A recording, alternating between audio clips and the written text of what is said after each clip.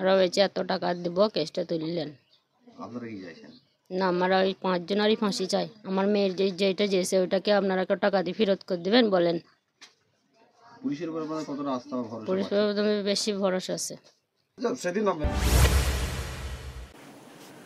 মুর্শিদাবাদের সালারে গত কয়েকদিন আগে ঘটে যাওয়া এক নাবালিকাকে গণধর্ষণ কাণ্ডে নতুন মোড় সামনে এলো। নির্যাতিতার পরিবারকে পঞ্চায়েত প্রধানের মদতে হুমকি আসছে বলে অভিযোগ, চাপে প্রশাসনও। ভয়ঙ্কর এই কাণ্ডের শিকার নির্যাতিতার পরিবার। অভিযুক্তদের পক্ষ থেকে লাগাতার হুমকি ও চাপের মুখে অভিযোগ পরিবারের পক্ষ থেকে। নির্যাতিতার পরিবারকে মামলা তুলে নেওয়ার জন্য সরাসরি চাপ সৃষ্টি করা হচ্ছে, যার পিছনে নাকি মদত রয়েছে এক প্রভাবশালী পঞ্চায়েত প্রধানের। গত সোমবার রাতে যে নৃশংস ঘটনা ঘটেছিল তার রেস কাটতে না কাটতে নতুন এই অভিযোগের রীতিমতো চাঞ্চল্য সৃষ্টি করেছে। জানা যায়, রেস্তোরাঁ থেকে বন্ধুর স্কুটিতে ফেরার পথে 5 জন দুষ্কৃতী নাবালিকা ও তার বন্ধুর পথ আটকায়। বন্ধুকে মারধর করে তাড়িয়ে দেওয়ার পর তারা নাবালিকাকে টেনে নিয়ে যায় জঙ্গলে এবং সেখানে তাকে গণধর্ষণ করে। পুলিশ দ্রুত পদক্ষেপ নিয়ে 2 জনকে গ্রেপ্তার করলেও বাকি 3 জন এখনও ধরাছোঁয়ার বাইরে। অভিযোগ তুলে নেওয়ার জন্য চরম চাপ ও প্রলোভন দেওয়া হচ্ছে পরিবারকে। অভিযুক্ত 2 জনকে গ্রেপ্তার পরেই শুরু হয়েছে নির্যাতিত পরিবারের উপর শুধু হুমকি নয়, অভিযোগ তুলে নেওয়ার জন্য টাকারও প্রলোভন দেখানো হচ্ছে বলে পরিবারের সদস্যরা জানিয়েছেন। নির্যাতিতার মা সোজা সাপটা অভিযোগ আঙুল তুলেছেন। থানায় অভিযোগ জানানোর পর থেকেই আমাদের প্রতিনিয়ত হুমকি দেওয়া হচ্ছে, অভিযোগ তুলে নেওয়ার জন্য চরম চাপ সৃষ্টি করা হচ্ছে, এমনকি টাকার প্রলোভনও দেখানো হচ্ছে। এক পঞ্চায়েত প্রধানের মদতে এইসব হচ্ছে। তবে এই পরিস্থিতিতেও ভেঙে পড়েননি ওই নির্যাতিতার পরিবার। তার মা দীপ্ত কণ্ঠে জানিয়েছেন, আমরা ভীত নই। আমার মেয়ের জীবন যারা নষ্ট করলো তাদের প্রত্যেকের ফাঁসি চাই। নির্যাতিতার পাশে আরএসপির দল। এই ঘটনা প্রকাশ আসার পর শুক্রবার নির্যাতিতার বাড়িতে পৌঁছে আরএসপির একটি প্রতিনিধি দল।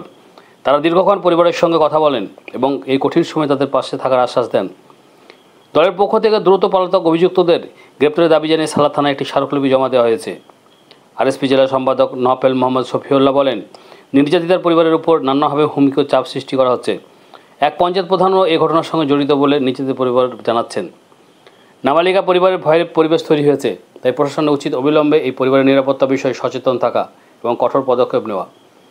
অন্যদিকে সালার থানা জানিয়েছে যে নির্যাতিতার পরিবারের নিরাপত্তা পুলিশ সবসময় সতর্ক রয়েছে।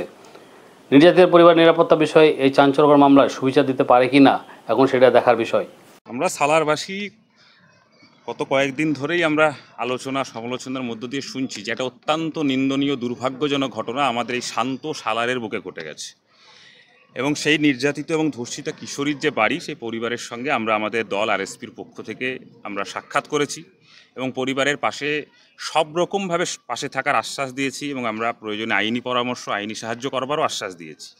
এবং এখনও পর্যন্ত আমরা লক্ষ্য করেছি যে সালার থানার পুলিশ প্রশাসনের ভূমিকা এখনও পর্যন্ত যেই দুষ্কৃতীদের গ্রেপ্তার করবার ক্ষেত্রে অগ্রগতি আছে, কিন্তু ঘটনা প্রায় 6টা দিন পার হয়ে গেছে, এখনও 5 জন যে আসামি 5 জন গ্রেপ্তার হয়নি, 2 জন গ্রেপ্তার হয়েছে।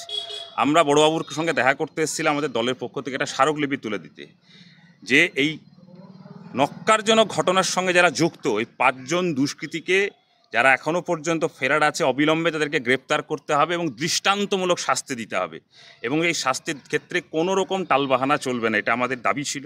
এবং সেই সঙ্গে সালারের বুকে একটা দুষ্কৃতী রাজ এবং এই পরিবারের থেকে বিভিন্নভাবে আমরা শুনতে পাচ্ছি এবং পরিবারের মাধ্যমে আমরা জানতে পারছি যে একটা ভয়ের পরিবেশ, আতঙ্কের পরিবেশ তৈরি করবার চেষ্টা চলছে। পুলিশের কাছে আমরা জানাতে এসেছিলাম যে আতঙ্ক এবং ভয়ের পরিবেশ কাটানোর জন্য তার দায়িত্ব হচ্ছে প্রশাসনের এবং প্রশাসনকে সর্বোচ্চ পরিমাণ নিরাপত্তা নিশ্চিত করতে হবে পরিবারের জন্য এবং সর্বোপরি আমাদের শান্ত সালারের পরিবেশকে ফিরিয়ে আনার জন্য দুষ্কৃতি মুক্ত সালার গড়ার ক্ষেত্রে প্রশাসনের একটা বড় ভূমিকা, এই প্রশাসনের সেই বড় ভূমিকা পালন করবার ক্ষেত্রে যথাযথ পদক্ষেপ গ্রহণ করতে হবে। এই কথাগুলো আমরা জানাতে এসেছিলাম।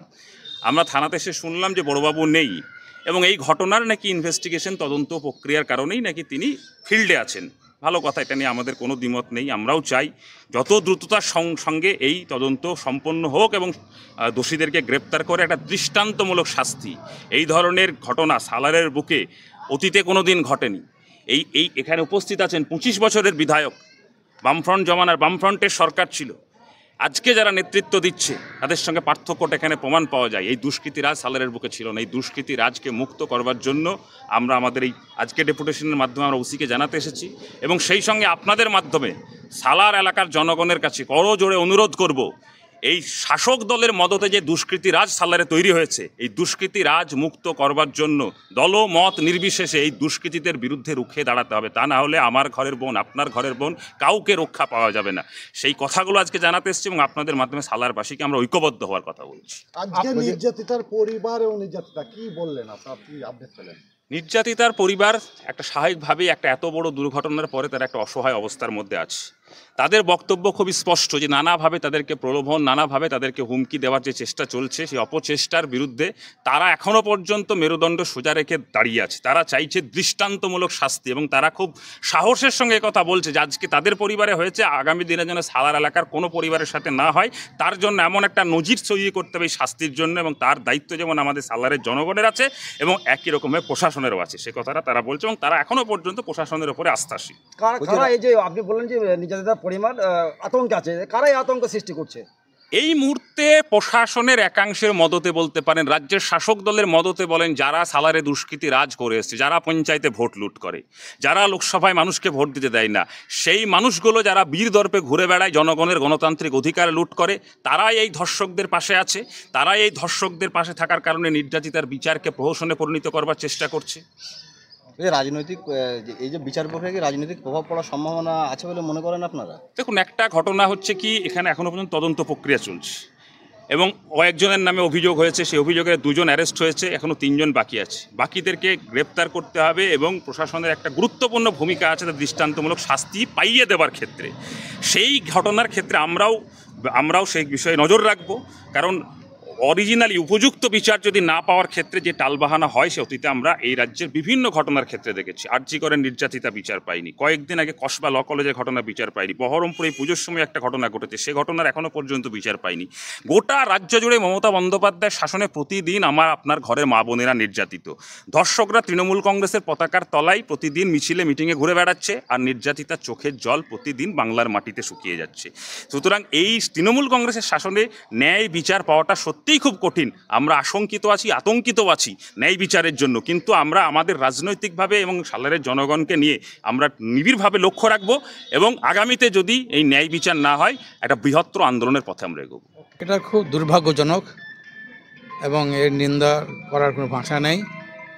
আমরা চাইছি এর প্রতিকার হোক এবং যারা ঘটনা ঘটিয়েছে তাদের উপযুক্ত শাস্তি হোক। 2জন অ্যারেস্ট হয়েছে আর 3জন বাকি আছে। প্রশাসন চেষ্টা করছে, হয়তো আমাদের শুনেছি এমনভাবে, তাদেরকে আরও বলেছি যে তাদেরকে অ্যারেস্ট করার জন্য আপনারা চেষ্টা করুন। আমাদের পক্ষ থেকে এই ঘটনার বিরুদ্ধে যা যা করা দরকার আমরা সেটা করব।